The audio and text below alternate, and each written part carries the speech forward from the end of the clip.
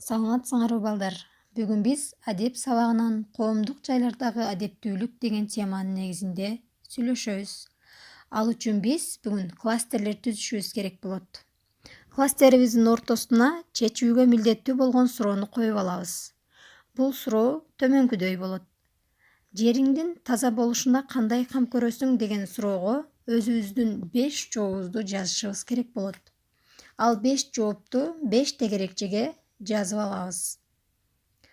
Жана ошол эле тегерекчелерге, мисалы бирөөсүнө мен отурган ордумду таза сактайм деп сөз жазган болсок, ошол эле сөзгө улай анын адептик мааниси толуктоочу билген ырларыңарды, макал лакаптарыңарды, каалоолоруңарды жазсаңар болот.